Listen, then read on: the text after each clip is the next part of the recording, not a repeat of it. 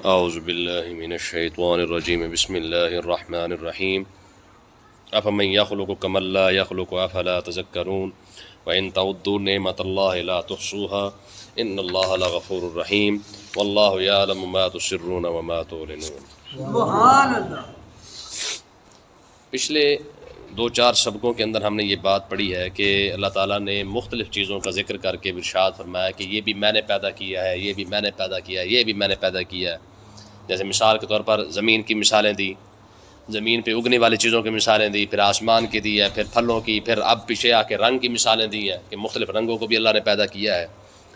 اب نتیجتاً ایک بات یہاں پہ بیان فرمائی ہے، میں ان ساری چیزوں کو اپنے سامنے رکھو اور پھر اس کا رزلٹ نکالو کہ افمن یخلق کمن لا یخلق، فرمایا کہ جو وہ پیدا کرنے والا ہے کیا اس جیسا کوئی اور بھی ایسا ہے جو اس طرح پیدا کر سکے؟ کیسی دو الفاظ کے اندر بات ختم کر دی ہے۔ اس کا مطلب کیا ہے؟ اللہ تعالیٰ نے ارشاد فرمایا بھی پیدا کرنے والا اور نہ پیدا کرنے والا برابر تو نہیں ہو سکتے ہیں۔ تو اللہ تعالیٰ نے ارشاد فرمایا کہ اب پچھلی چیزوں کو تو میں نے پیدا کیا ہے جو تم پچھلے سبقوں کے اندر پڑھ آئے ہو، زمین ہے، آسمان ہے، رنگ ہے، درخت ہے، انسان ہے، جنات ہے، نوری ناری، ہر شے۔ فرمایا یہ تو وہ ہے جو میری پیدا کی ہوئی ہے۔ کمن لا یخلق، اب جس نے کچھ پیدا ہی نہیں کیا ہے وہ بھی خدا اور میں بھی خدا، یہ کیسے ممکن ہے؟ تو اس کا مطلب یہ ہے کہ کسی اور خدا کے ہونے کے لیے ان چیزوں کا پیدا کرنا بھی ضروری ہے۔ کوئی اور خدا ہے تو وہ بھی اپنی زمین پیدا کر کے دکھائے، اپنا آسمان بنائے، اپنے درخت بنائے، اپنے انسان بنائے، اپنے جنات بنائے، اپنے فرشتے بنائے، اپنے سارا کچھ بنائے، تب تو جا کے بات آتی ہے برابر کی۔ جب اس جیسی کوئی تخلیق کر ہی نہیں سکتا ہے، میں نے پیچھے سبق گزرا تھا تو میں نے آپ کو بتایا تھا کہ جو رب نے بنایا ہے نا اس کو تو نقل کرنا بھی مشکل ہے، اس کی نقل ہو ہی نہیں سکتی ہے۔ ہاں انسان کی بنائی ہوئی چیز کی نقل ہو سکتی ہے، مثلا رب نے مچھر بنایا ہے، ساری دنیا مل کے جہاز بنا سکتی ہے، مچھر نہیں بنا سکتی ہے، ٹھیک ہے جی۔ تو دنیا کی بنائی ہوئی چیزوں کو نقل کرنا آسان ہے، رب کی بنائی ہوئی چیزوں کو نقل کرنا ممکن ہی نہیں ہے، ٹھیک ہے۔ تو اب مطلب کیا ہے اس کا؟ تو اللہ تعالیٰ نے ایک معیار یہاں پہ ارشاد فرمایا ہے، فرمایا کہ ہاں بھائی وہ رب ہے نا، رب وہ یہی ہے جس نے یہ سب کچھ پیدا فرمایا ہے، جس نے یہ سارا کچھ پیدا کیا ہے۔ اب کوئی اور ہے تو وہ یہ سارا کچھ پیدا کر کے دکھائے، ٹھیک ہے۔ اتنی پاور جس کے پاس ہو وہ خدائی کا دعویٰ بھی کرے، اور تمہارے خداؤں کا تو حال یہ ہے کہ آپ ہی بنا کے، آپ ہی گھڑ کے، آپ ہی سامنے رکھا ہوا ہے اور اسی کے آگے بھی خود ہی جھکے ہوئے ہو۔ اس سے بڑا ظلم اور کیا ہو سکتا ہے؟ ٹھیک ہے۔ ابراہیم علیہ السلام نے جو نمرود کو سٹ ماری تھی نا، اس نے کہا تھا کہ میں خدا ہوں، تو آپ نے کیا فرمایا؟ فرمایا فإن اللہ یأتی بالشمس من المشرق فأت بہا من المغرب، میں میرا رب وہ ہے جس نے سورج کو مشرق سے نکالا ہے، تو ہے تو مغرب سے لے آ۔ برابری تو تب بھی ہوگی نا بھائی، رب کی پاور تو پھر یہیں پہ آ کے پتہ چلے گا نا۔ کوئی اگر دوسرا خدا ہے تو اس جیسی پاور تو دکھا۔ فإن اللہ یأتی بالشمس من المشرق، فرمایا میرا رب جو ہے، میرا خدا جو ہے، اس نے سورج کو مشرق سے نکالا ہے، ٹھیک ہے۔ تو کیا کر؟ فأت بہا من المغرب، تو بھی خدا ہے تو سورج کو مغرب سے نکال دے۔ فبہت الذی کفر، قرآن مجید نے کہا پھر کفر خاموش ہی ہو کے رہ گیا ہے، آج تک پھر کفر کے پاس اس کا جواب نہیں آیا۔ لیکن ایک بات غور کرنے والی ہے، ابراہیم علیہ السلام نے فرمایا کہ خدا وہ ہے جو سورج کو مشرق سے نکالے، تو ہے تو مغرب سے نکال۔ چلو وہ تو نہ نکال سکا، حضور نے تو سورج کو مغرب سے نکالا ہے۔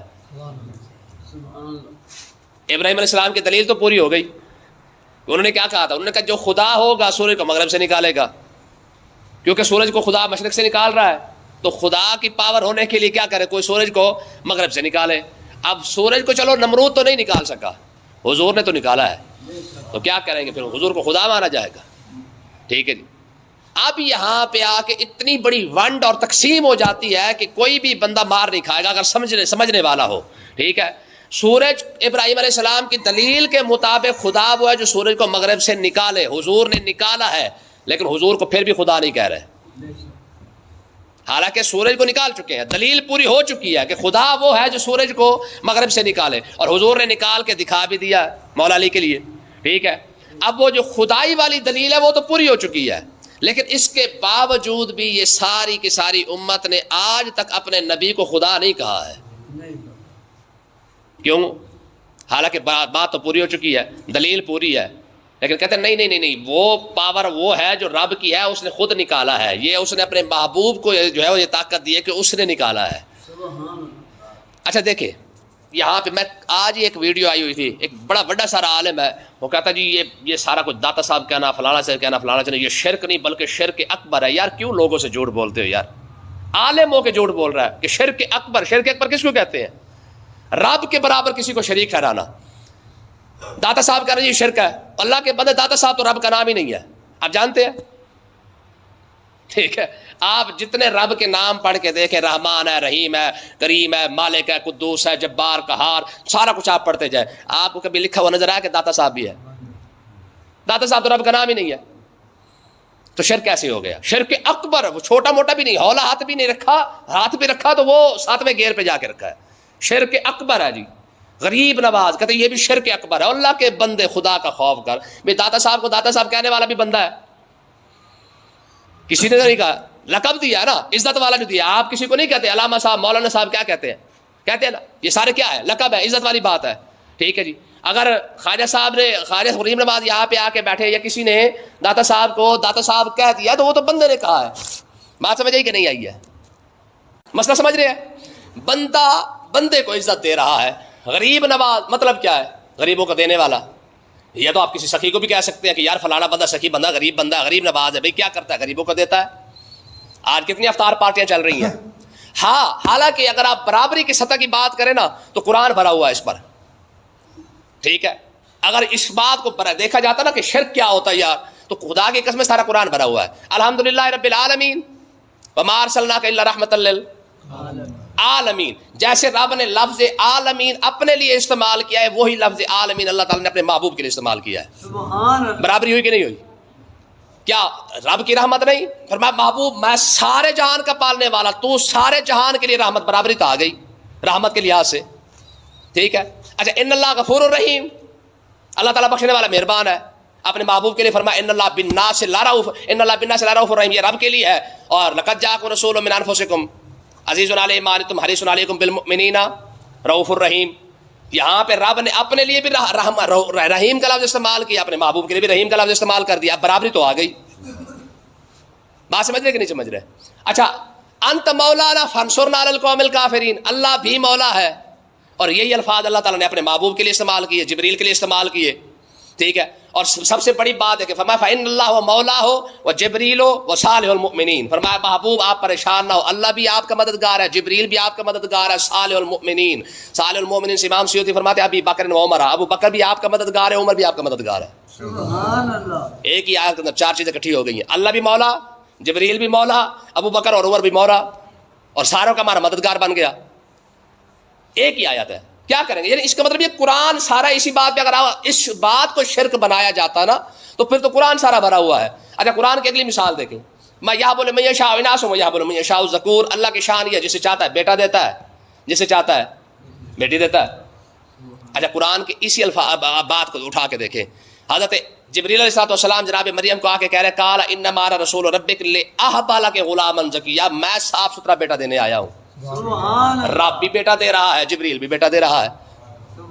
بھائی اگر اس سطح کی بات کی جائے، برابری والی بات ہے آخر، یہ تو سارا قرآن کی کئی مثالیں یہاں پہ موجود ہیں جو اور پھر یہاں اب قرآن تو سارا کا سارا رب کا کلام ہے نا، اس کے اندر تو ملاوٹ نہیں نا کہ اللہ تعالیٰ نے اپنے بارے میں ارشاد فرمایا ہو اور کہیں اور سے ملاوٹ ہو گئی ہو۔ ہم تو یہاں تو یہ کہتے ہیں ذالک الکتاب لا ریب فیہ، یہاں تو زیر زبر کے اندر بھی فرق نہیں آ سکتا ہے، تو یہ سارے کی سارے الفاظ بھی قرآن پاک کے موجود ہے اور رب نے آپ ارشاد فرمائے ہوئے ہیں۔ تو اس کا مطلب یہ ہے کہ ہم جس طرح یہ کہتے ہیں نا کہ یار اللہ آپ ہے اور بندوں کو اس نے یہ نوازا ہوا ہے، یہی تعریف سب کو بتائیں نا، یہاں پہ ڈنڈی کیوں مار رہے ہیں؟ حالانکہ داتا صاحب، خواجہ صاحب، غریب نواز، فلانی شے، حالانکہ یہ سارے وہ لقب ہے جو بندوں نے بندوں کو دیے ہوئے ہیں۔ وہ قرآن تو وہ ہے جو رب نے اپنے صفات اپنے بندوں کو عطا فرما رکھی ہیں۔ سبحان اللہ، ان اللہ سمیع بصیر، اللہ تعالیٰ سننے والا بھی ہے، دیکھنے والا بھی ہے۔ سبحان اللہ، رب دیکھ بھی رہا ہے، سن بھی رہا ہے، بندہ بھی تو دیکھ رہا ہے اور سن رہا ہے، برابری تو ہو گئی سننے میں اور دیکھنے میں۔ رب بھی دیکھ رہا ہے، بندہ بھی تو دیکھ رہا ہے۔ کیا کریں گے؟ تو کہنے کا مقصد کیا ہے کہ ان الفاظوں کے ساتھ اگر بات کی جائے تو پھر تو یوں سمجھ لے سارا کا سارا شرک ہی شرک ہو گیا. اس کا مطلب کیا نکلے گا؟ یہاں پہ آ کے جناب چاہے کوئی ہو، دیوبندی ہو، وہابی ہو، بریلوی ہو، سارے عالم جتنے بھی ہیں سارے کے سارے کہتے ہیں یار نہیں نہیں نہیں، جو صفات اللہ کی ہیں وہ ذاتی ہیں، جو اللہ نے اپنے محبوبوں کو عطا فرما رکھی ہے وہ عطائی ہے. بھائی جب یہاں پہ یہ سارا کچھ کہہ رہے ہو تو یہ بھی لوگوں کو بتاؤ کہ میاں داتا صاحب کہنے سے شرک بنتا ہی کوئی نہیں ہے. کیوں؟ کیونکہ یہ بندہ ہے، پیدا ہوا فوت ہو گیا ہے، برابری کہاں پہ آ گئی؟ بات سمجھ آئی کہ نہیں ہے؟ غریب نواز ہے، کوئی بھی بندہ کھڑے ہو کے 10 بندوں کو روٹی کھوا رہا ہے تو آپ کہتے تو ہے یار بندہ بڑا سخی ہے، بھائی کیا ہے غریبوں کو نواز رہا ہے. تو یہ شرک کیسے ہوگا؟ اور ظلم دیکھیں قہر خدا کا یہ ہے کہ عالم کھڑا ہو کے جھوٹ بول رہا ہے، کہتا ہے شرک اکبر ہے. استغفر اللہ، اس سے کوئی بڑی بات ہو سکتی ہے؟ کیوں لوگوں کو آپ نے تقسیم کر کے رکھ دیا، ونڈ کر کے آپ نے رکھ دیا جناب اعلیٰ یہ فرقہ بن گیا وہ فرقہ بن گیا. فرقے کیوں بنے ہیں؟ کیونکہ آپ لوگوں نے جھوٹ بولا ہے کہ جناب یہ شرک ہو رہا ہے شرک ہو رہا ہے. حالانکہ شرک کی تعریف ہر مدرسے کے اندر پڑھائی جا رہی ہے. ٹھیک ہے، یہ شرح قائد رشفی کتاب کا نام ہے. ہر مدرسے کے اندر دیوبندی پڑھا رہے ہیں، وہابی پڑھا رہے ہیں، سنی پڑھا رہے ہیں، سارے پڑھا رہے ہیں. کیا ہے؟ اس بات الشریک فی الالوہیت بمعنی واجب الوجود اور بمعنی استحقاق العبادہ. بس مطلب پتہ ہے اس کا کیا ہے؟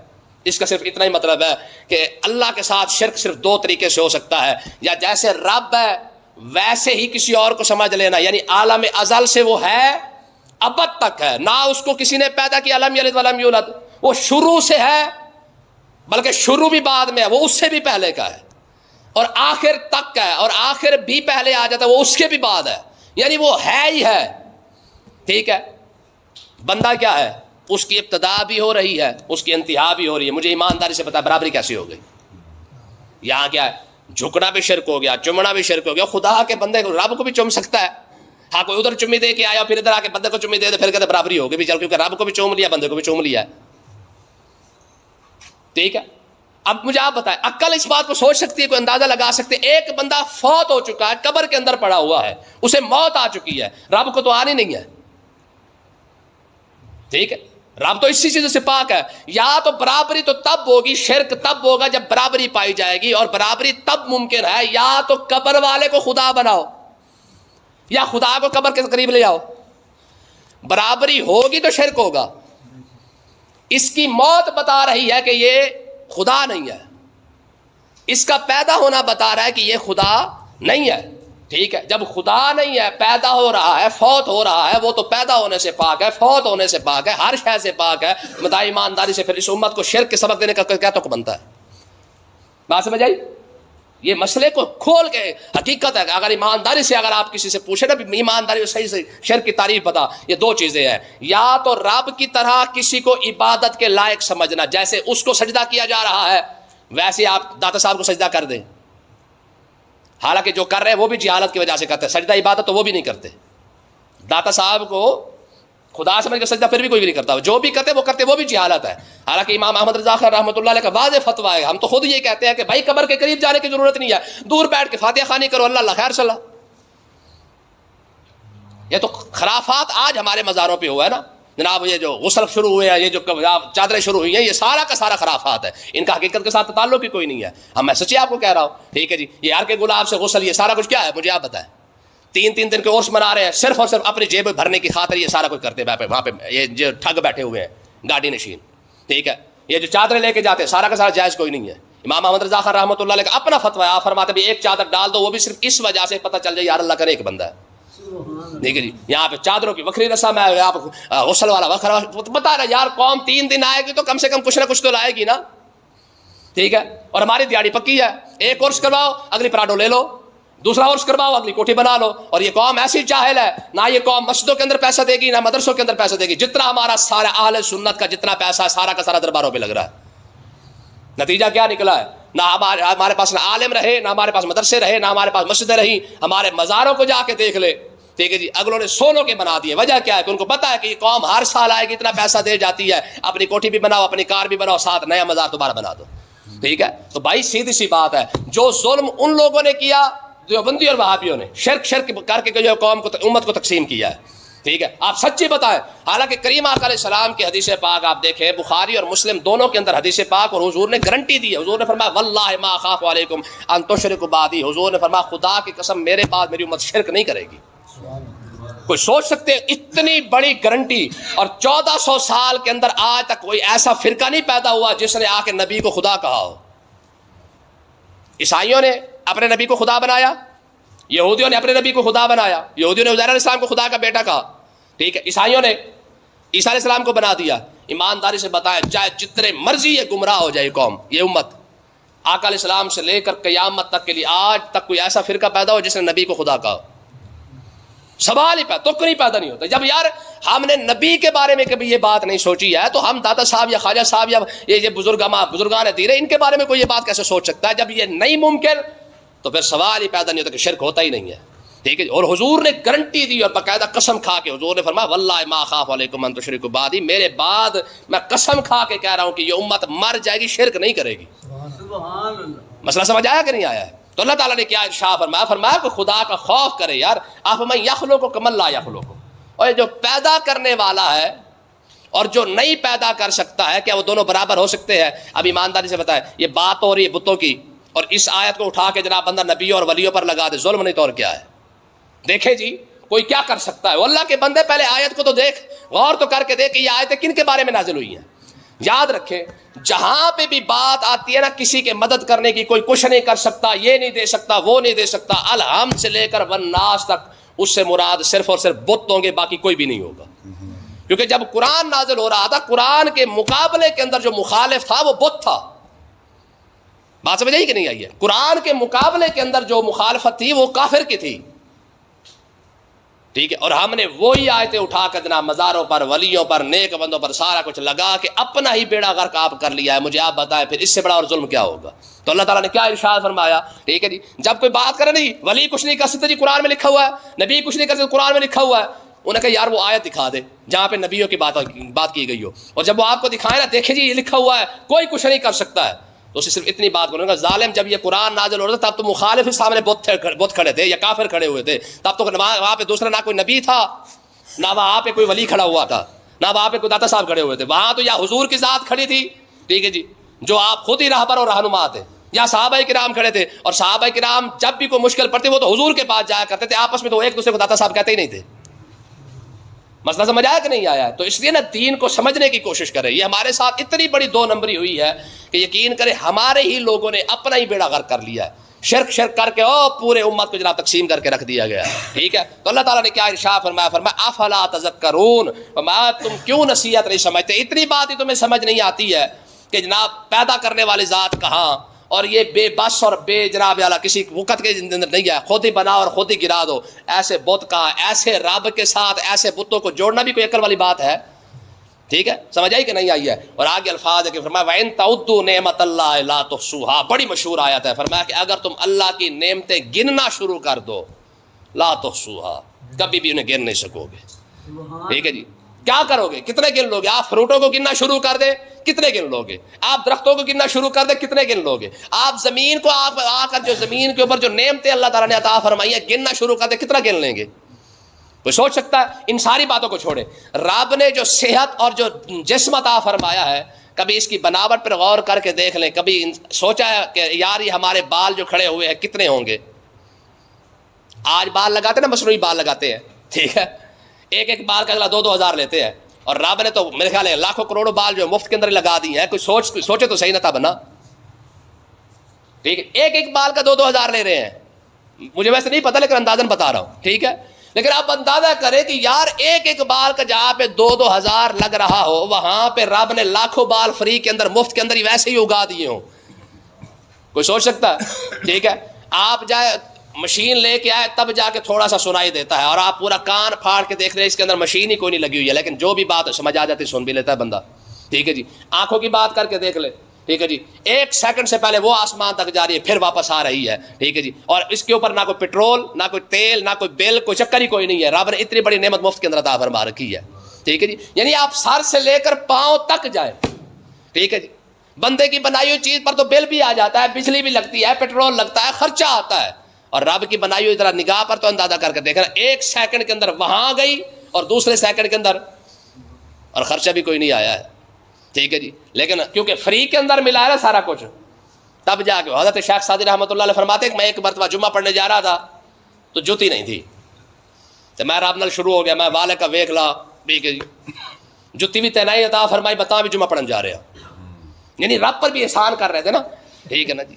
جیسے ہماری قوم لگی ہوتی ہے کہ مالک ویکھ لا، عشاء بھی پڑھی ہے، نال فجر بھی پڑھی ہے، ٹھیک ہے جی. وہ کہتے ہیں کہ میں نے جب اللہ کی بارگاہ میں عرض کی پروردگار جوتا تو نے نہیں دیا مجھے، میرے پاس جوتا نہیں ہے، میں پھر بھی جمعہ پڑھنے جا رہا ہوں. کہہ رہے تھوڑا سا آگے گیا تو میں نے ایک بندہ دیکھا جس کی ٹانگیں نہیں تھی، وہ مجھ سے پہلے جمعہ پڑھنے جا رہا تھا. سبحان اللہ. نہ سمجھے، کرے وہیں پہ بیٹھ گئے اور رو پڑے، کرے میرے مالک کا یہ تیری تھوڑی کرم نوازی کہ یار تو نے ٹانگیں بھی عطا فرمائی ہیں، پیر بھی عطا فرمائی، یہ بھی تو ہے نا جس کے پاس وہ بھی نہیں ہے. بات سمجھے کہ نہیں ہے؟ کیونکہ مسئلہ کیا ہے یہ یاد رکھے، انسان ہے نا، اس کی فطرت کے اندر ہے، اس کو دوسرے کی نعمتیں نظر آتی ہیں، اپنی نظر نہیں آتی ہیں. ہمارے پاس کیا ہے اس کا پتہ نہیں، ہاں دوسرے کے پاس کیا ہے وہ سارا پتہ ہوتا ہے. یہی وجہ ہے کہ ناشکری کی مین وجہ یہی ہے، کیونکہ ہمارے پاس جو چیزیں ہمارے پاس ہوتی ہیں وہ ہمیں نظر ہی نہیں آتی ہیں. اللہ تعالیٰ کرم فرمائے اور قبول فرمائے.